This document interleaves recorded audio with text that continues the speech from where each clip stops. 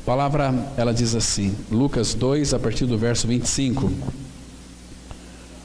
Havia em Jerusalém um homem chamado Simeão, homem este justo e piedoso que esperava a consolação de Israel. E o Espírito Santo estava sobre ele. Revelara-lhe o Espírito Santo que não passaria pela morte antes de ver o Cristo do Senhor.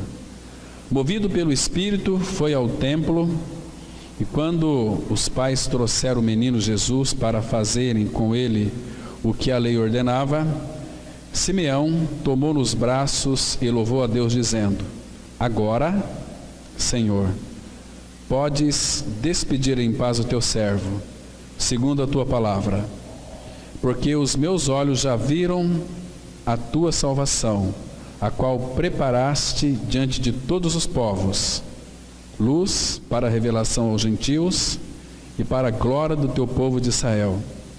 E estavam o pai e a mãe do menino admirados do que dele se dizia. Simeão os abençoou e disse a Maria, mãe do menino: Eis que este menino está destinado tanto para a ruína como para levantamento de muitos em Israel, e para ser alvo de contradição, também uma espada traspassará sua própria alma, para que se manifestem os pensamentos de muitos corações. Vamos ter mais uma palavra de oração. Pai, obrigado por esse tempo que nos passar aqui meditando na Tua Palavra. Carecemos que o Teu Espírito Santo venha trazer, ó Pai, iluminação, entendimento espiritual, revelação, para que a gente possa então compreender a Tua Palavra, Pai. Dê a cada um de nós a sabedoria para entendermos, compreendermos a Tua Palavra. Se o Senhor nos trouxe aqui é porque o Senhor tem algo para nos dizer.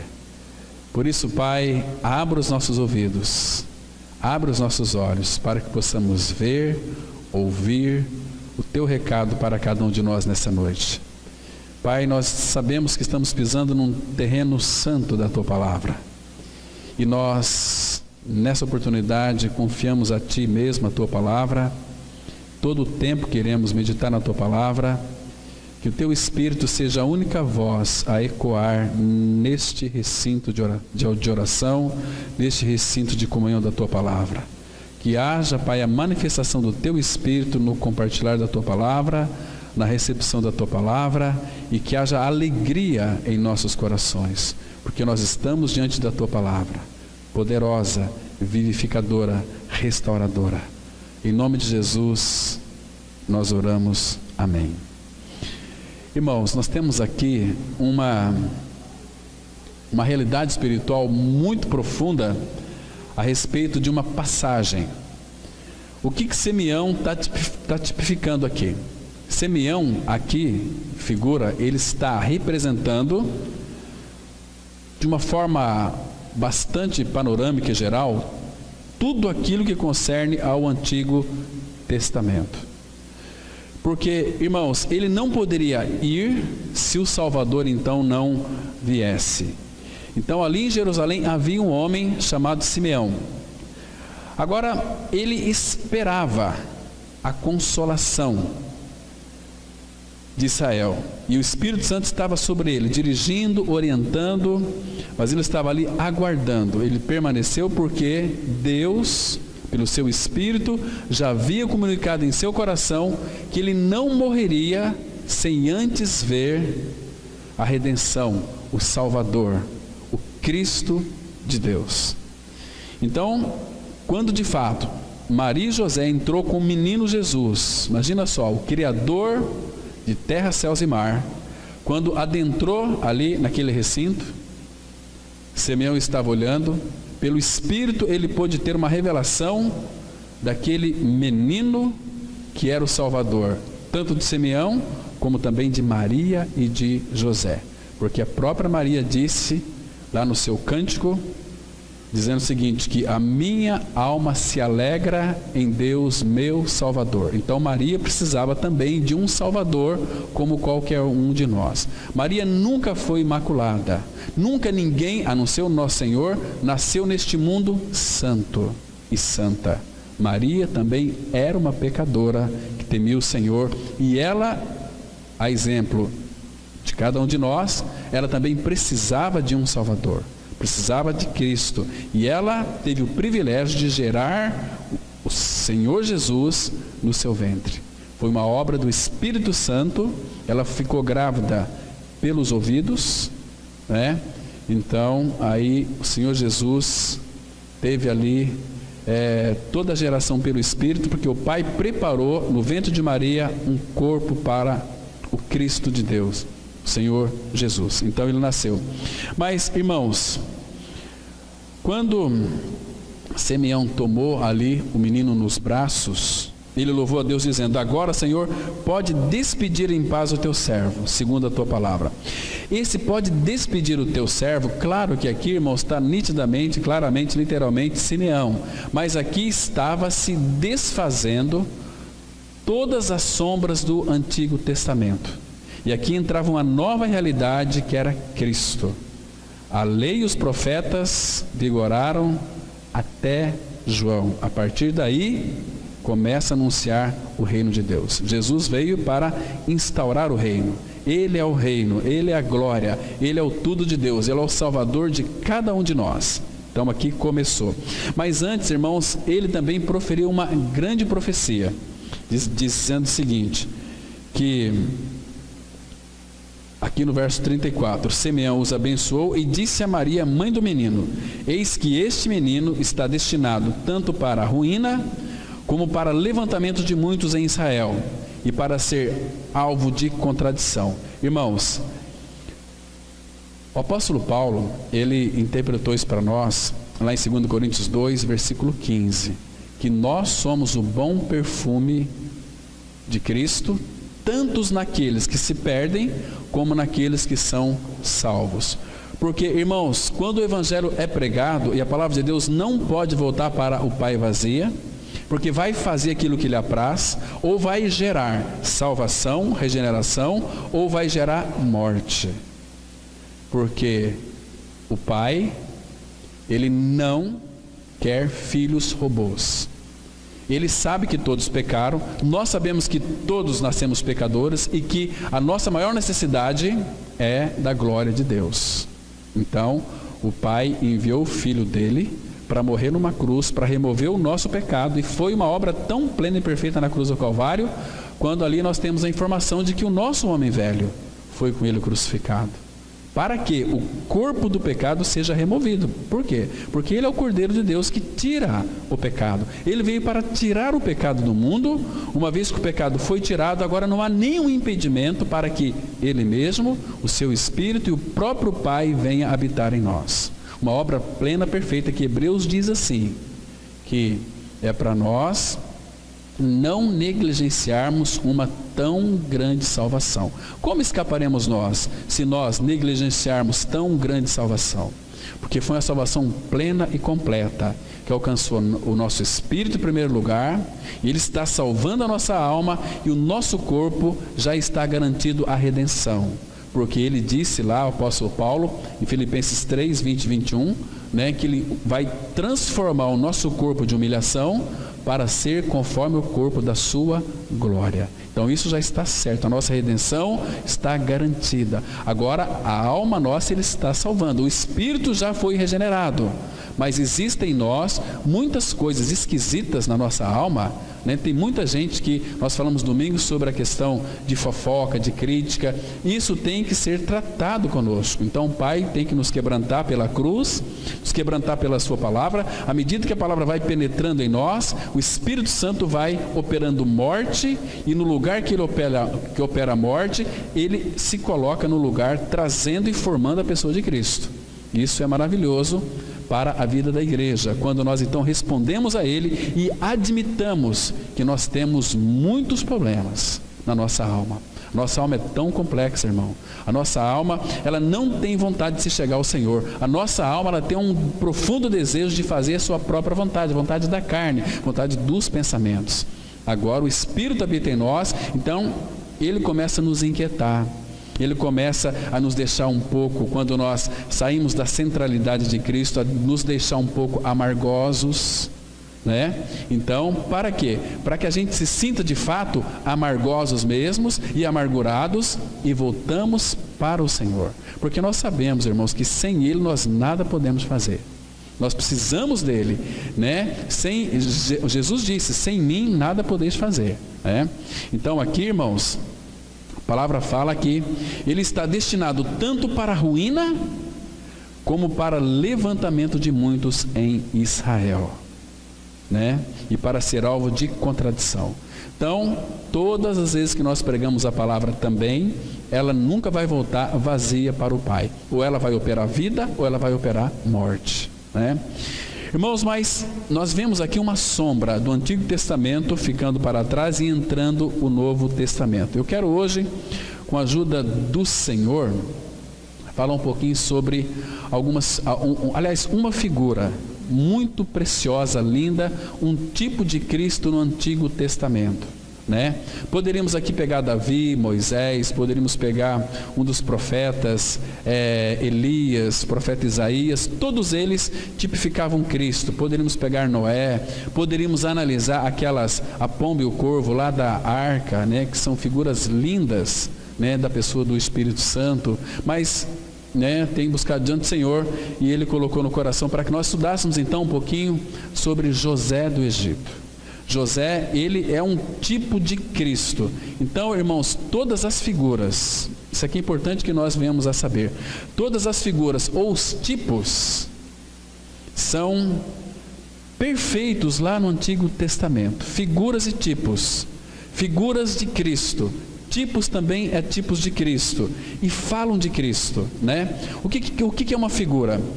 Claro que José, ele nunca iria imaginar, talvez hoje ele saiba, mas ele nunca iria imaginar que ele estaria ali em todas as suas ações sendo um tipo de Cristo. Talvez nunca passou pela cabeça dele, né? Moisés também é o libertador, uma figura linda, um tipo de Cristo, que nós não vamos ver hoje. Vamos analisar um pouquinho José. Essa palavra aqui, tipo, no grego significa tipos, né? Que significa um molde, que significa um sinal. É que quando o pai escreveu toda a nossa história, porque ele já a conhecia desde o princípio. Antes que a nossa história houvesse uma história para nós, o Pai já escreveu a nossa história, não que Ele moldou a nossa história segundo a concepção dEle, mas Ele fez a história porque Ele sabia na sua onisciência que assim nós iríamos proceder. Então Ele escreveu a nossa história, entende?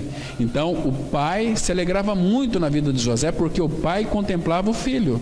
Imagina o próprio Senhor Jesus na glória, contemplando o seu tipo, a sua figura, alguém que estava procedendo igual ele iria proceder lá na frente. E são figuras e tipos que nos impressionam, que nos inspiram. Então aquilo que é o tipo e aquilo também que inspira fé, é um modelo, é uma figura tão linda, né? Então todos os tipos têm a sua realidade na pessoa de Cristo. Tudo se resume na pessoa de Cristo. Então hoje nós estamos estudando uma figura, um tipo, né, no Antigo Testamento, chamado José. Então José, quem foi José? Ele foi um dos 12 filhos de Jacó, que depois teve seu nome trocado por Israel, onde ele alcançou a sua maturidade, né? Quando ele lutou ali com aquele anjo e prevaleceu. Nós estudamos uma vez aqui sobre a maturidade de Jacó. Então, aquele anjo feriu a coxa de Jacó e a partir daquele dia ele começou a andar manco. Mas ele já era um homem muito maduro, quando conhecia o Senhor. Ele não era mais um enganador. O nome dele foi mudado de Jacó para Israel. Muito interessante. Então, José filho de Jacó, ele era um tipo de Cristo. Ele era uma figura que representava Cristo lá no Antigo Testamento. Ele era uma sombra de Cristo no Novo Testamento. Já nós vamos analisar os textos e vamos ficar impressionados com detalhes. Eu sei que não vai dar para a gente citar todos os textos aqui, e também eu quero citar mais os textos e falar menos, porque de fato precisamos de entender a palavra de Deus. Então, para deixar claro, quando nós estamos dizendo que alguém é um tipo de Cristo, nós estamos dizendo, irmãos, que uma pessoa no Antigo Testamento se comporta de uma maneira que corresponde ao caráter de Jesus no Novo Testamento. Então, irmãos, José, ele é uma figura de Cristo. Antes de nós vermos esses textos lá no Antigo Testamento, eu quero convidar vocês a abrir em Hebreus capítulo 8. Hebreus capítulo 8, vamos ler aqui o versículo 5. Pedir para que os irmãos aí abram rapidamente as escrituras para que a gente possa ganhar mais tempo, porque o tempo voa, né? Temos que aproveitar o máximo do nosso tempo analisando os detalhes, né? Outra coisa, irmãos, tem um princípio na palavra, aliás, no estudo da hermenêutica, que diz assim, que a Bíblia sempre explica a Bíblia. A Bíblia nunca vai se contradizer com absolutamente nada. Às vezes tem coisas que se parecem, parece que diz uma coisa ali, ali diz outra coisa diferente, mas não é nada disso. Um dia nós vamos também analisar isso aí, para nós acertarmos aquilo que parece torto nas Escrituras. Está torto a nossa maneira de ver, mas está corretamente perfeito a palavra de Deus. Ela é inerrante, porque ela é a palavra de Deus, um Deus justo, que então tem uma palavra justa, firme, poderosa, onde nós podemos descansar, onde nós podemos confiar, porque quando nós cremos, nós não vamos ter insegurança. Quando nós cremos, nós descansamos. Quando nós cremos, nós temos confiança, nós temos paz, porque cremos naquele do qual as Escrituras falam. E aqui, irmãos, em Hebreus capítulo 8, versículos 5 e 6, diz assim, para a gente entender um pouquinho as figuras. A palavra figura aqui que vai aparecer é um tipo também, é a mesma coisa. Diz assim, os quais ministram em figura e sombra das coisas celestes, assim como foi Moisés divinamente instruído, quando estava para construir o tabernáculo, pois diz ele, vê que faças todas as coisas de acordo com o modelo que te foi mostrado no monte. Agora, com efeito, obteve Jesus ministério tanto mais excelente, quanto é ele também mediador de superior aliança, instituída com base em superiores promessas. Aqui no versículo 5, quero chamar a atenção que aqui está representado por Moisés, mas José, Elias, todos eles que tipificavam Cristo, a palavra está mostrando aqui que eles ministravam em figuras, em tipos. Tudo ali representava Cristo. Por isso que, irmãos, importante aqui um detalhe, uma nota que eu quero colocar para vocês. Todas as vezes que nós lemos o Antigo Testamento, nós temos que procurar Cristo. E nós vamos encontrar Cristo em figuras. Se você de fato conhece o Senhor, se você tem intimidade com o Espírito Santo de Deus, quando você lê a palavra no Novo Testamento, você vai se lembrar da figura do Antigo Testamento. E quando você está lendo o Antigo Testamento, você se depara com qualquer personagem ali que é do Senhor, todos eles apontam para Cristo no Novo Testamento. O apóstolo Paulo, que conhecia todo o Antigo Testamento, ele fala de figuras lindas de Cristo, relacionado aos tipos lá no Antigo Testamento, né? Lá em Colossenses 2, ele vai mostrar claramente daquelas coisas que eram, os mandamentos, os sábados, lua nova, tudo isso era figura de Cristo, era figura, mas a realidade daquelas coisas se completam na pessoa de Cristo. Então nós vamos analisar José. Nós vamos ver José, que ele era uma figura linda de Cristo. Em primeiro lugar, irmãos, vamos abrir lá em Gênesis, capítulo 37. Gênesis 37, nós vamos ver aqui e trabalhar com umas figuras. E vocês deixam marcado, porque nós vamos fazer um passeio pela Bíblia hoje. Quem gosta de ler as Escrituras, e a fé vem pelo ouvir, ouvir da palavra, então temos que mexer com a palavra de Deus. Então, veja aqui, irmãos, se vocês se lembram que José, a palavra fala aqui em Gênesis 37, de 1 a 3, vamos ver uma figura aqui de Cristo na pessoa de José. Nós vamos olhar para José e vamos verificar que na pessoa de José, ele é um tipo de Cristo, em figuras. A realidade era Cristo, Olha só aqui, versículo 1, de 1 até o versículo 3. Habitou Jacó na terra das peregrinações de seu pai, na terra de Canaã. Esta é a história de Jacó. Tendo José 17 anos, apacentava os rebanhos com seus irmãos, sendo ainda jovem, acompanhava os filhos de Bila e os filhos de Zilpa, mulheres de seu pai, e trazia más notícias deles a seu pai. Agora, vamos ver se a gente consegue enxergar aqui essa figura de Cristo no Novo Testamento, nesse versículo 3, que diz assim: ora, Israel aqui é Jacó, Israel amava mais a José que a todos os seus filhos, porque era filho da sua velhice, e fez-lhe uma túnica talar de mangas compridas. Então aqui nós vamos identificar em que José, em que aspecto ele está representando Cristo no Novo Testamento. Nessa palavrinha aqui, ora Israel amava mais a José. Irmãos, vocês se lembram quando o Senhor Jesus, ele foi batizado ali no Rio Jordão por João Batista? Quando ele saiu daquelas águas, o céu se abriu, e qual foi a voz que os que estavam presentes ouviram do Pai? Este é o meu filho amado, nele eu tenho todo o meu prazer. Se você for continuar a leitura aqui, você vai perceber que Israel tinha muito prazer em José. Por que que então Israel amava mais a José do que os outros? Irmãos, José, ele tinha um prazer muito grande em obedecer o seu pai. Ele fazia com alegria. Quando o pai chamou para que ele fosse lá ver os seus irmãos, José foi com uma alegria. José queria transmitir a eles também do seu sonho, coisas maravilhosas, Então, José, ele era um amado do coração de Israel, que era o seu pai, Que aqui é Israel, mas foi trocado de Jacó para Israel. Então, essa é a primeira figura linda, que ele era amado do seu pai. Assim também era o nosso Senhor. Este é meu filho amado, nele eu tenho todo o meu prazer, nele eu me comprazo. Porque, irmãos, graças ao Senhor, porque ele enviou o seu Filho Jesus Cristo a este mundo.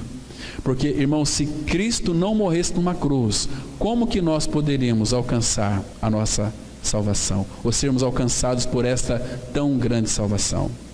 Porque a palavra fala que Deus amou o mundo de tal maneira que deu o seu Filho único, seu unigênito, único gerado, os demais seres humanos, todos eles eram criação de Deus, Então, irmãos, ele era o unigênito do Pai, único gerado do Pai. Agora, o desejo do Pai era ter uma família de muitos filhos, gerados e não criados. Nós fomos criados, tanto é que por causa do pecado, ainda que o pecado for removido de nós, a consequência do pecado é que um dia você e eu nós vamos falecer, Mas nós fomos regenerados, porque Cristo morreu numa cruz. Vocês se lembram que quando chegou o tempo de Jesus voltar para o céu, ele nem precisava ir para a cruz, mas ele quis morrer. Ele disse assim, lá em João 12, 24, se o grão de trigo caindo na terra não morrer, fica ele só, mas se ele morrer, produz muitos frutos. Ou seja, ele caiu na terra. O que significa? O verbo se fez carne e habitou entre nós. Então ele poderia voltar para a glória sem passar pela cruz, porque ele era Deus, ele não tinha pecado, entende? Ele é Deus de Deus, um homem perfeito. Ele poderia voltar para a glória, ascender sem passar pela cruz. Mas interessante, irmãos, que ele quis morrer para fazer a vontade do Pai, para obedecer o seu Pai. E não foi assim, por exemplo, foi uma ordem forçada para Cristo. Não, o Senhor disse assim, quem há de ir por nós? tipificado lá por Isaías, que é uma figura de Cristo também. Quem há de ir por nós? A Trindade Santa. Imagina só os três Deus em um só, numa perfeita harmonia. Aí o Pai, que é o iniciador de todas as coisas, faz aquela pergunta: a quem enviarei? E quem há de ir por nós? Então nosso Senhor levanta aquela preciosa voz: eis-me aqui, envia-me a mim. E por que ele quis descer? Porque no Salmo 40 ele diz assim: no rolo do livro está escrito a meu respeito, ó Deus, para fazer a tua vontade. Entende? Ele quis fazer a vontade do Pai, mas fazer de uma forma voluntária. Entende? Então ele se fez carne e ele morreu. Por isso que o Pai o amava. Então, como aqui Israel amava José, o nosso Pai Celestial amava também o nosso Senhor de uma forma tão linda. Aí, a partir da ressurreição de Cristo, ele não é mais o filho unigênito do Pai, ele é o primogênito, o primeiro de muitos que seriam gerados, e no qual você que está aqui nessa noite, se creu na sua morte e ressurreição com Cristo, você faz parte da primogenitura do Filho. Nós somos filhos de Deus em Cristo Jesus, porque o unigênito morreu, e quando ele ressuscitou, ele se tornou o primogênito dentre os mortos. Vocês estão me compreendendo, irmãos? Isso é precioso para nós. Uma outra figura aqui, irmãos, aqui é 37 versículo 4, a palavra de Deus diz assim, Gênesis 37 verso 4, uma outra figura linda aqui que vai mostrar toda a realidade lá no Novo Testamento. Olha só como é que diz o versículo 4: vendo, pois, seus irmãos que o pai o amava mais do que a todos os outros filhos, odiaram-no e já não lhe podiam falar pacificamente. Em que sentido aqui José está representando Cristo? Em que sentido? Irmãos, José, foi odiado pelos seus irmãos, mas foi odiado sem nenhum motivo. O nosso Senhor Jesus Cristo, ele vai mostrar lá em João capítulo 15, versículo 25, que diz o seguinte: odiaram-me sem motivo. Entende? Odiaram-me sem motivo, porque não tinha motivo. Aquele que veio a este mundo para nos salvar, e aqueles religiosos odiaram a Jesus, porque ele se declarou que era filho de Deus, e de fato ele era filho de Deus. Eles tinham toda a lei em suas mãos, todas as escrituras do Antigo Testamento, mas eles não tinham visão espiritual, não tinham entendimento espiritual, eles só contemplavam a lei. E a lei, ou muitos, como muitos fazem, eu leio a Bíblia, conheço a Bíblia, mas sem ter a realidade da Bíblia, são espiritualmente mortos. A palavra não operou neles vivificação, porque eles estão muito satisfeitos com o conhecimento bíblico e dão muitas palestras bíblicas, são professores de teologias, mas sem de fato ter uma realidade espiritual da pessoa de Cristo habitando em seu interior. Então por isso que eles odeiam, né? Quando de fato um filho de Deus vem a falar e falar a verdade, que tem essa realidade que impacta, eles querem abafar, odeiam, querem tirar de cena, ficam ressentidos. Irmãos, o mundo, os crentes, os evangélicos, rangem os dentes de ódio, de raiva contra os filhos de Deus. Contra os filhos de Deus. Então, mas qual é o motivo? Porque observa aqui: vendo, pois, seus irmãos que o pai o amava mais do que a todos os outros, odiaram-no. Tinha motivo aqui, irmãos, para que José fosse odiado pelos seus irmãos? Claro que não, né? Então, aqui é uma outra figura linda também, né? Agora, irmãos, o governo de José foi rejeitado. Olha aqui no versículo 8, a palavra de Deus diz assim, Gênesis 37, versículo 8: então lhe disseram seus irmãos, veja aqui o que os irmãos de José disseram: reinarás com efeito sobre nós? E sobre nós dominará realmente? E com isso, tanto mais o odiavam, por causa dos seus sonhos e de suas palavras. Isso traduzido para o Novo Testamento em Lucas 19, versículo 14, Lucas 19, 14, que eles expulsaram Jesus porque não queria que ele reinasse sobre eles. Jesus é rei. É aquele rei que ele não vai, de alguma maneira, irmãos, reinar sobre nós, trazendo para as nossas vidas nenhum prejuízo. Ele veio compartilhar o seu reino. Tudo aquilo que ele conquistou na cruz, pela sua ressurreição e ascensão no trono, nós vimos hoje pela manhã, ele concedeu à igreja. A igreja. Então, irmãos, não tem motivos nenhum de um homem ou mulher que nasceu de novo não desejar o governo dele na nossa vida, porque se ele é rei, se ele não governa as nossas vidas, então este não é um Cristo que nós temos habitando em nosso coração. Nós queremos um Cristo Salvador apenas, que nos tirou do inferno, né, e nos transportou para cá. Mas, irmãos, nós fomos comprados por alto preço. Nós não pertencemos mais a nós mesmos, somos agora do Senhor. E agora necessariamente é preciso que Ele governe as nossas vidas, porque, irmãos, se nós formos deixados por nós mesmos, nós vamos cair numa perdição eterna. É preciso que Ele governe a nossa vida, que Ele tenha domínio sobre a nossa vida, aquele que conhece o nosso andar, o nosso levantar, aquele que cuida de cada detalhe da nossa vida. Então os irmãos de José aqui não queriam que Ele reinasse sobre ele. Você vai reinar sobre nós? Quem é este Deus? Quem é este Cristo que vai governar a minha vida? Eu posso governar a minha própria vida. Irmãos, isso aqui é maligno, é maligno. Então, a nossa vida, se não for governada pelo Senhor, tem alguém governando a sua vida. É você mesmo, porque todos os homens ímpios, a vida deles são governados não por eles mesmos, mas pelo diabo. Porque a vontade desses homens ímpios está presa nos laços do diabo.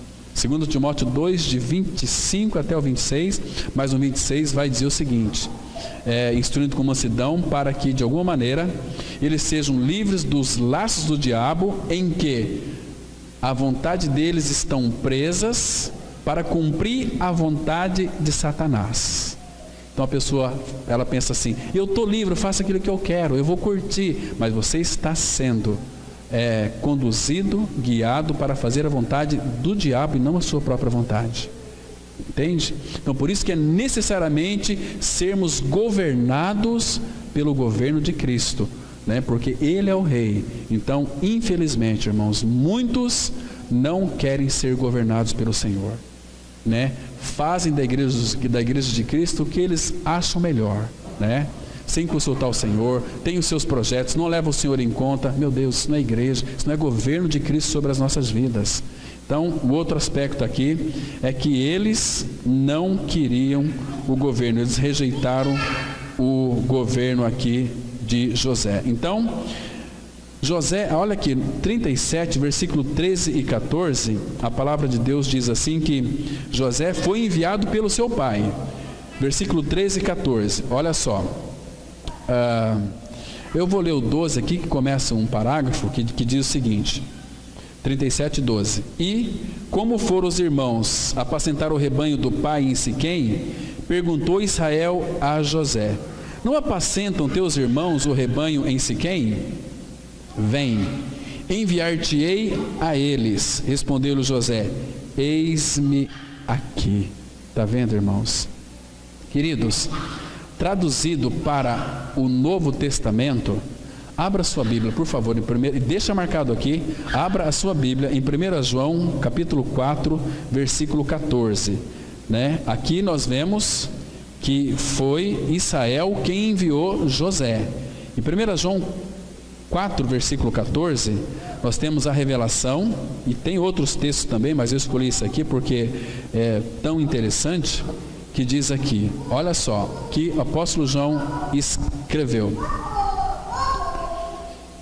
E nós, 1 João 4, versículo 14, e nós temos visto e testemunhado, e testemunhamos que o Pai enviou o seu Filho como Salvador do mundo.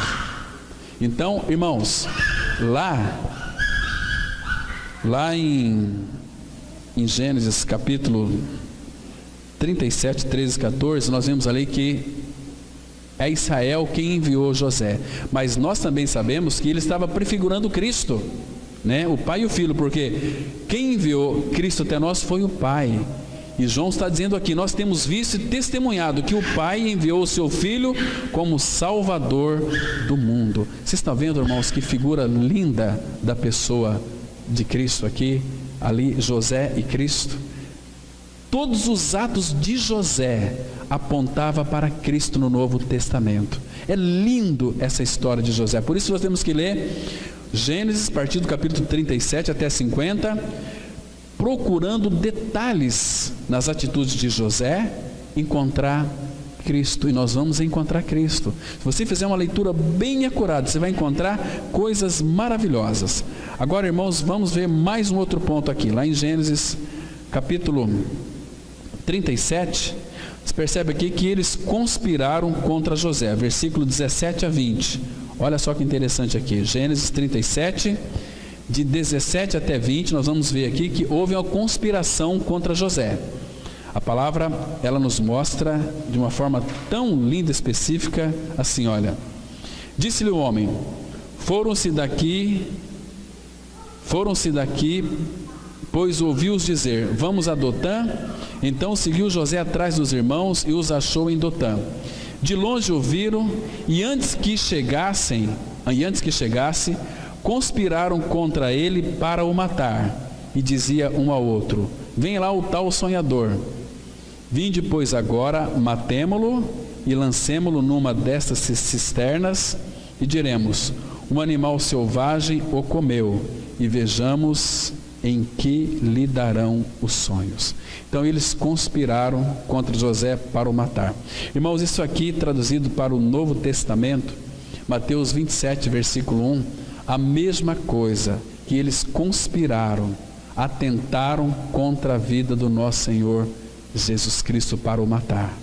E assim de fato fizeram. Mas por que José não morreu? Porque a figura não morre, um tipo não morre, a sombra não morre. Quem morre é a realidade. Aqui José estava tão somente tipificando Cristo, mas ele não podia morrer, porque uma sombra não morre. A realidade de José é que Cristo viria, fizeram conspiração contra ele e ele morreu. Então ele é a realidade, ele é o Salvador, ele é aquele que de fato pode todas as coisas, né?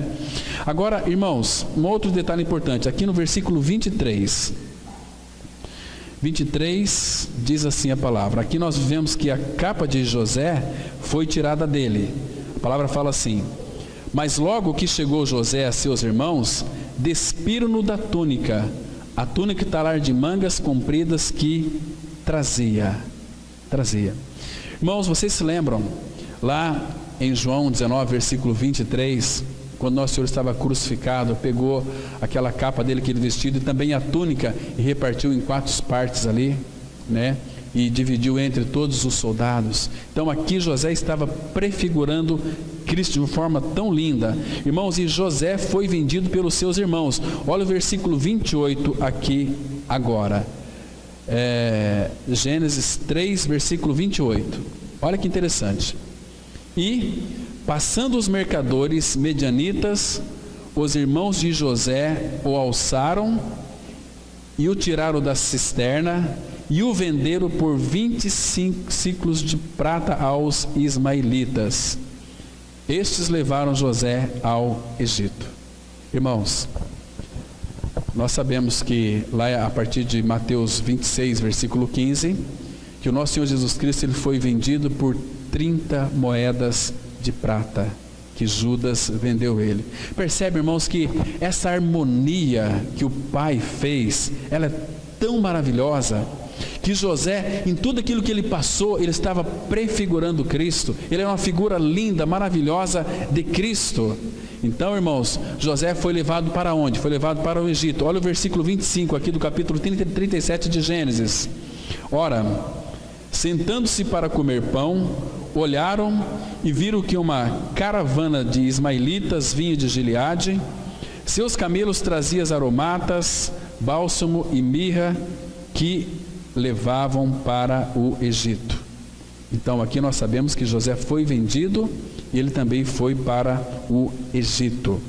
Irmãos, lá em Mateus capítulo 2, versículo 14 e 15, quando Herodes então se levantou para matar todas as crianças de 2 anos para baixo, então o Senhor ali conduziu pelo Espírito José e Maria para o Egito, e ali ficou até a morte de Herodes. Aí, então depois o Senhor comunicou com eles e eles voltou ali para a Galileia. Figura tão linda, irmãos, tão precioso, que não dá para a gente aqui contar todos os detalhes desse tipo de José, mas vamos analisar mais alguns textos aqui.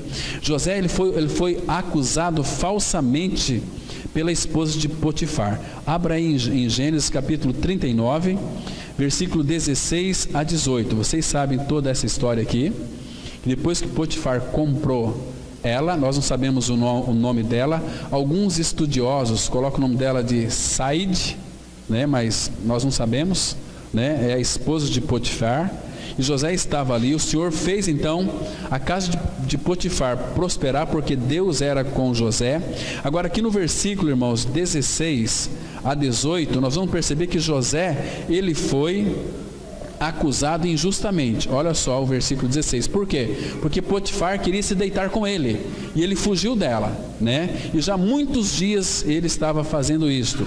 Então isso aqui também tipifica que lá no Novo Testamento Jesus foi tentado em todas as coisas, mas sem pecado.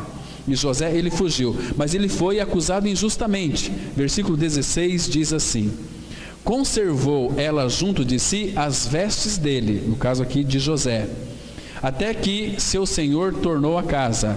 Então lhe falou segundo as mesmas palavras e disse: o servo hebreu, referindo-se a José, que nos trouxeste, veio ter comigo para insultar-me. Quando, porém, levantei a voz e gritei, ele, deixando as vestes ao meu lado, fugiu para fora.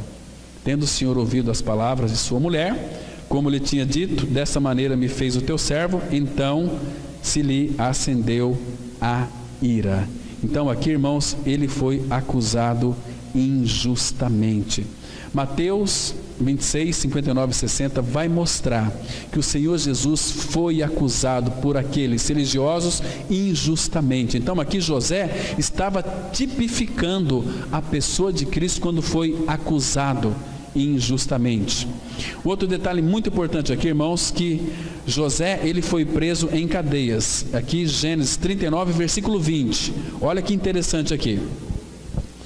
E o senhor de José o tomou e o lançou no cárcere, no lugar onde os presos do rei estavam encarcerados. Ali ficou ele na prisão. Irmãos, a palavra vai mostrar para nós de uma forma tão clara que Mateus 26, 49 e 50, quando Judas então foi dar aquele sinal, aquele beijo ao nosso Senhor Jesus, e aí Jesus diz para ele: olha, amigo, aqui vieste, com um beijo você traz o Filho do Homem, né? Então aqueles soldados vieram, manietaram o Cristo e o levaram preso em cadeias para depois ser julgado. Mas ser julgado de quê, irmãos? Ele não tinha pecado, não achou nenhum dolo em sua boca, né? E eles sabiam que Jesus de fato era inocente, mas eles de fato queriam que ele morresse, porque se julgava filho de Deus. Como José, ele disse que tinha sonhou, então eles odiaram José ali e queria matá-lo José, mas por providência divina, como eu já disse aqui, a sombra não morre, o tipo não morre, o que vai morrer de fato é a realidade. E José, irmãos, ele era cheio do Espírito Santo. Abra aqui em Gênesis 41, versículo 38. Olha que interessante. Disse Faraó, Gênesis 41, verso 38. Diz Faraó aos seus oficiais: acharíamos porventura homem como este, em quem há o Espírito de Deus? Queridos, então José, ele era um homem cheio do Espírito. O Espírito habitava em derredor dele ali, inspirando, consolando, confortando, entusiasmando José, para que ele então não ficasse desanimado em situação nenhuma. Então ele estava prefigurando Cristo, porque Lucas 4,18 vai mostrar que o nosso Senhor Jesus, após o batismo ali, ele foi cheio do Espírito Santo. Então, irmãos, vamos ver mais um outro ponto aqui. Capítulo 40, versículo 2 e 3, vai mostrar aqui que José estava preso com 2 infratores. Agora, o que é interessante, irmãos, nesses dois infratores aqui, é que um foi salvo e o outro foi condenado. Aqui no capítulo 40, versículo 1 e 2, a palavra 2 e 3, ela vai dizer o seguinte: indignou-se Faraó contra os seus 2 oficiais, o copeiro-chefe e o padeiro-chefe, e mandou detê-los na casa do comandante da guarda, no cárcere onde José estava preso. Então ele foi lá para baixo, para a masmorra. Irmãos, nós sabemos aqui que esses 2 infratores, um deles, o padeiro, foi morto e o copeiro voltou, foi restituído à sua função. Queridos, lá na cruz o nosso Senhor Jesus Cristo estava no meio de 2 infratores, e ali um deles foi salvo e o outro caiu na perdição. Está vendo, irmãos, que figura tão linda, figura tão preciosa daquilo que Cristo é e fez.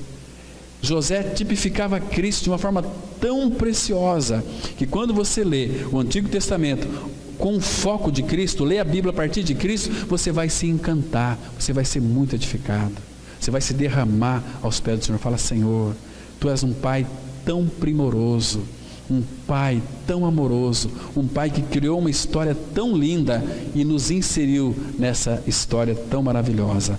Irmãos, José, agora no capítulo 41, por favor, do versículo 38 até o 44, aqui, irmãos, vai mostrar que José, após tanto sofrimento, tanta humilhação, José, ele foi exaltado. Olha só, a partir do versículo 38, 41, verso 38, a palavra de Deus diz assim: disse Faraó aos seus oficiais: acharíamos porventura homem como este em quem há o Espírito de Deus? Depois disse Faraó a José: visto que Deus te fez saber tudo isto, ninguém há tão ajuizado e sábio como tu. Administrarás a minha casa, e a tua palavra obedecerá todo o meu povo. Somente no trono eu serei maior do que tu. Por quê? Porque a sombra nunca pode ser maior do que a realidade. Então aqui, ainda que Faraó era uma figura aqui do diabo, né? Mas ele não poderia se colocar acima de Faraó, porque aqui era sombra. Mas mesmo aqui, José, ele foi exaltado. Depois de tanto sofrimento, depois de tanta humilhação que José passou, então agora chegou o momento dele se exaltar, porque a palavra fala assim: todo aquele que se humilha será exaltado, todo aquele que se exalta será humilhado. Então José, nesse sentido aqui, ele passou por tanto sofrimento, por tantas humilhações, mas ele não abriu a boca em murmuração, em reclamação. Ele ficou em silêncio, ele passou tudo quieto, né? E aí o versículo 41 diz assim: disse mais Faraó a José: vês que te faço autoridade sobre toda a terra do Egito. Então tirou Faraó seu anel de sinete da mão e o pôs na mão de José, fê-lo vestir roupas de linho fino e lhe pôs ao pescoço um colar de ouro, e fê-lo subir ao seu segundo carro, e clamava diante dele: inclinai-vos desse modo, e o constituiu sobre toda a terra do Egito. Está vendo aqui? Irmãos, quando foi que o nosso Senhor Jesus Cristo foi exaltado?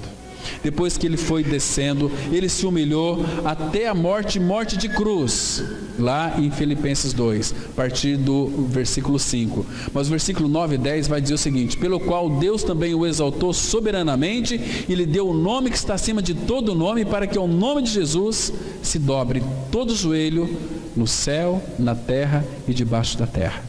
Então aqui, esta figura de exaltação de José, tipificando Cristo, a exaltação de Cristo no Novo Testamento. Isso é maravilhoso. Agora, veja aqui, irmãos, o versículo 46. Aqui, vocês sabem com quantos anos Cristo começou o seu ministério? com 30 anos, né? Lá em Lucas 3:23, naquela genealogia de Lucas, vai dizer que Jesus começou seu ministério com 30 anos. Aqui, Gênesis 41, versículo 46, diz o seguinte: olha que figura linda. Era José da idade de 30 anos quando se apresentou a Faraó, rei do Egito, e andou por toda a terra do Egito. Se apresentou diante de Faraó, né? Para poder governar toda a terra. Então Jesus começou seu ministério também com 30 anos. Você acha que isso aqui está aqui por coincidência? Claro que não, irmãos, porque José estava tipificando Cristo, o nosso Senhor Jesus. Por isso que é importante, fundamental, nós lermos o Antigo Testamento, sim, mas não ler por apenas ler, mas procurar no Antigo Testamento Cristo, e você vai encontrar nas entrelinhas, você vai encontrar a beleza encantadora do nosso Senhor Jesus Cristo. Agora, irmãos, capítulo 45 de Gênesis. Aqui você vai perceber que José, ele poderia se vingar dos seus irmãos. Ele poderia aqui de alguma maneira, agora vocês fizeram aquilo comigo, agora eu sou aqui o governador do Egito, agora vocês vão ter comigo. Muito pelo contrário, José perdoou os seus irmãos, porque José nunca teve os seus irmãos como inimigos, teve como irmãos, como amigos, né? Tanto é que aquela ansiedade, o que fazia José sofrer talvez seria a saudade dos seus irmãos, porque ele tinha um grande afeto pelos seus irmãos, pelo seu pai e pelo seu irmãozinho Benjamim. Que lindo encontro, imagina só, os irmãos viriam se prostrar diante dele, que me fizeram tanto mal, mas José os perdoou.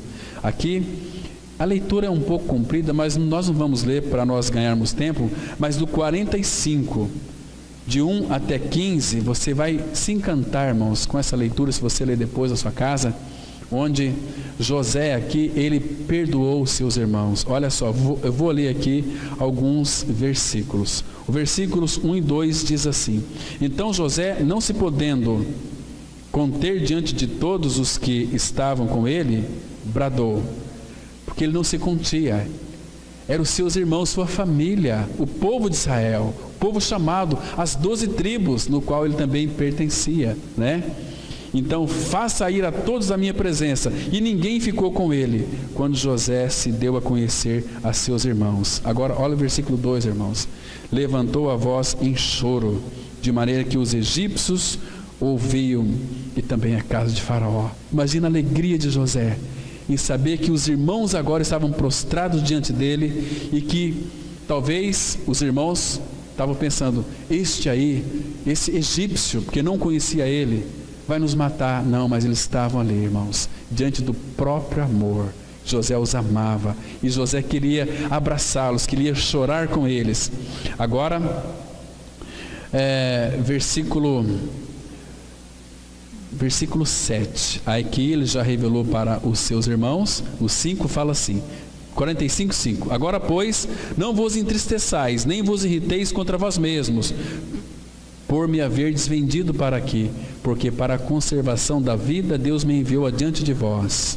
Versículo 7: Deus me enviou adiante de vós para conservar vossa sucessão na terra e para vos preservar a vida por um grande livramento. Assim, não fostes vós que me enviaste para cá, e sim Deus, que me pôs por pai de Faraó e senhor de toda a sua casa, e como governador em toda a terra do Egito. Apressai-vos, subi a meu pai, e dizei-lhe: assim manda dizer teu filho José: Deus me pôs por senhor em toda a terra do Egito.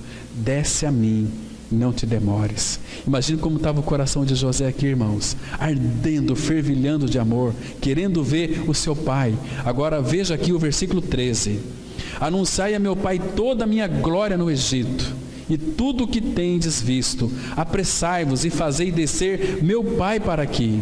E lançando-se ao pescoço de Benjamim seu irmão, chorou, e abraçado com ele, chorou também Benjamim.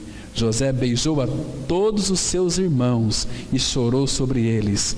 Depois seus irmãos falaram com ele. Que cena mais maravilhosa! Agora essa cena aqui, irmãos, traduzida lá para o Novo Testamento, Jesus naquela cruz, lembra em Mateus 23, 34, aqueles que infligiram dor nele, aqueles soldados, o que ele disse para o Pai? Pai, perdoa-lhes, porque eles não sabem o que fazem. Porque José aqui, ele sabia que os irmãos não sabiam o que estavam fazendo, tanto é que José não os acusou, falou, foi Deus quem me enviou para cá. Meus irmãos, que coisa mais preciosa, que figura linda que é José, figura linda do nosso Senhor. Então é importante que nós leamos as Escrituras do Antigo Testamento procurando o nosso Senhor, porque nós vamos encontrá-lo aqui. Fala, Pai, pelo seu Espírito, me mostra o meu Senhor, para que eu o contemple, para que eu o veja, né? Então, através de José, aqui, toda a nação foi salva. Olha aqui, 45, versículo 7, presta atenção. Deus me enviou adiante de vós, para conservar a vossa sucessão na terra, e para vos apresentar a vida por um grande livramento. O que diz lá em Mateus 21? Que Ele salvará o seu povo dos seus pecados. Não apenas o seu povo, mas toda a nação. Figura linda de Cristo. Então, só que José, ele não foi reconhecido pelos seus irmãos. Olha o versículo, não foi reconhecido pelos seus irmãos. Aqui no capítulo 42, versículo 8, a palavra vai dizer algo muito interessante também, que, olha só, então, 42, versículo 8, José reconheceu os irmãos, porém eles não o reconheceram. Irmãos, isso aqui traduzido para o Novo Testamento, naquela linda figura, lá em João 1, 10 e 11, veio para que era seu, os seus não o receberam, porque não o conheceram.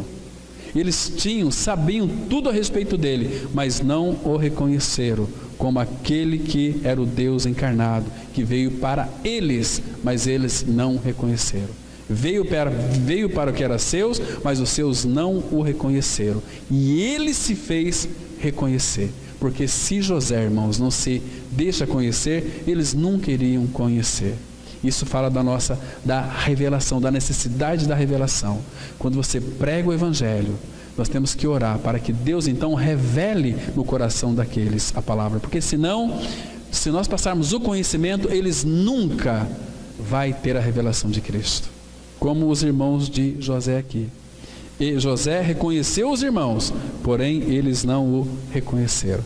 Eles ficaram naquele marasmo, igual muitos cristãos que nasceram de novo, mas não saem do lugar, não cresce, não avança. Então José, ele avançou, ele cresceu, passou por tribulação, passou por tanto sofrimento, cadeias, né? Foi acusado injustamente, porém, irmãos, ele foi exaltado, né? Recebeu domínio, poder, autoridade. Aquilo que Cristo tem para a sua igreja é domínio, autoridade. Tudo aquilo que é de Cristo é nosso, para os maduros que vão desfrutar disso, né?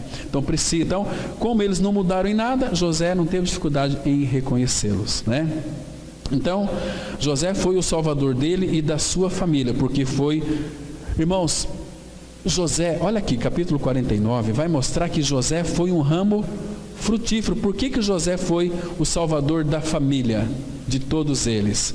Porque capítulo 49, versículo 22, vai mostrar para nós, irmãos, de uma forma tão linda, tão clara, que José foi aquele ramo frutífero, figura linda do nosso Senhor Jesus, que diz assim, olha só, Gênesis 49, verso 22, José é um ramo frutífero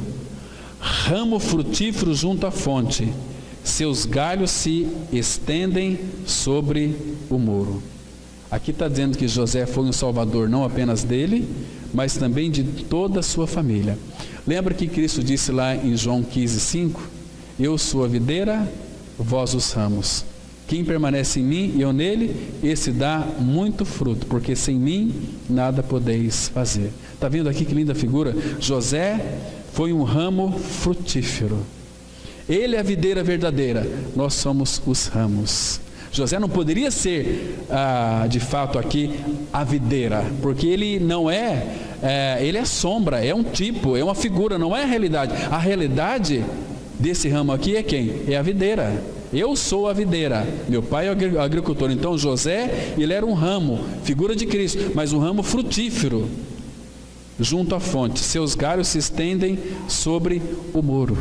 Então, os galhos se estendem sobre o muro significa que a salvação não é só dos judeus, mas além do muro de Jerusalém, graças ao Senhor, porque nós, os gentios, fomos alcançados, porque Jesus é um ramo frutífero, que foi do outro lado do muro também. Irmão, isso é tão precioso para o nosso coração. Graças ao Senhor por isso. Isso é lindo, isso é maravilhoso. E outra coisa, irmãos, tudo veio do Senhor. Quer ver só? O último texto para nós encerrarmos, 45, versículo 8. 45, versículo 8. Aqui, nós vamos perceber que toda a salvação, toda a glória de José, tudo veio do nosso Pai Celestial. Diz assim: assim, não fostes vós que me enviastes para cá, e sim Deus, que me pôs por pai de Faraó e senhor de toda a sua casa, como governador em toda a terra do Egito. Está vendo aqui? Então, em Atos 2, 23, vai mostrar que Deus, o Pai, segundo a sua presciência, foi Ele que julgou o teu filho, mas foi por mãos iníquas. Foi os judeus que crucificaram, foi os romanos que crucificaram literalmente, mas foi os judeus que estavam por detrás, não querendo o governo dele. Então, por isso que eu disse aqui no início, ter Cristo como nosso Salvador é muito precioso, é muito bom, mas irmãos, Ele não é só apenas nosso Salvador, Ele é aquele que governa a nossa vida. Como José era governador do Egito, nós temos que reconhecer o seu senhorio, o seu governo sobre as nossas vidas e se prostrar diante dele. Ele não vai resistir. Como que naquele dia Ele vai pular no nosso pescoço e vai nos beijar e vai nos abraçar, falar: puxa vida, quanto tempo eu esperei por esse dia, né? E irmãos, naquele dia vamos poder contemplar o Senhor, vê-lo, o nosso Rei, na sua formosura. Irmãos, você tem reconhecido o governo de Cristo sobre a sua vida? Você tem deixado que Cristo governe a sua vida, ou você é o seu próprio governador? Então que o Senhor, irmãos, nos mostre toda a realidade espiritual da pessoa de Cristo, da sua salvação, da sua edificação dos santos e também do seu governo sobre as nossas vidas, porque sem Ele nós nada podemos fazer. Amém. Vamos orar. Obrigado, Pai, mais uma vez pelo privilégio de nos reunirmos debaixo do nome de Teu Filho Jesus. Obrigado porque o Senhor tem aberto a Tua palavra para nós, revelado, Pai, o Teu amado Filho. Obrigado, Pai, porque José foi um instrumento precioso em Tuas mãos para mostrar todo tipo de Cristo. E nós vemos ali a pessoa de Cristo nos detalhes na vida de José. Oh, Pai, muito obrigado, porque hoje nós temos não o tipo, a figura, mas nós temos toda a realidade de Cristo em nós. Pai, pelo Teu Espírito, continue trabalhando em nós, abrindo o nosso coração e o entendimento, para que então possamos entrar debaixo do governo de Cristo, tomar o jugo de Cristo e aprender dele, que é manso e humilde de coração. Ó Pai, que a Tua maravilhosa graça, o Teu amor, a Tua bênção repouse sobre as nossas vidas, hoje e para todo sempre, no nome do Senhor Jesus. Amém.